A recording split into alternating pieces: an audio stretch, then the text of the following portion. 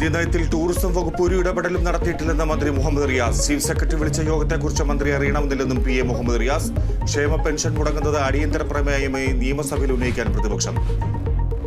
വന്യജീവി ആക്രമണങ്ങളിൽ സർക്കാരിനെ വിമർശിച്ച തലശ്ശേരി ആർച്ച് ബിഷപ്പ് വനമന്ത്രിയോട് പരാതിപ്പെട്ടതെല്ലാം ചെന്നെത്തിയത് ബധിരകർണങ്ങളിൽ.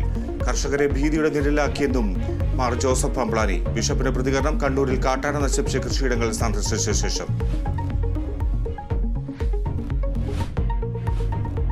മലപ്പുറത്ത് 4 വയസ്സുകാരന്റെ മരണം ചികിത്സാ പിഴവെന്ന് പോസ്റ്റ്മോർട്ടം റിപ്പോർട്ട്. അനസ്തേഷ്യ നൽകുന്നതിലുള്ള മാനദണ്ഡങ്ങൾ പാലിച്ചില്ല.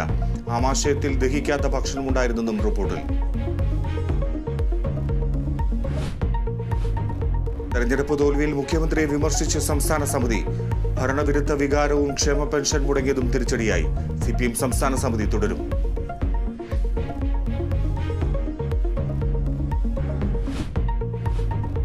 ഇന്ന് വായനാ ദിനം.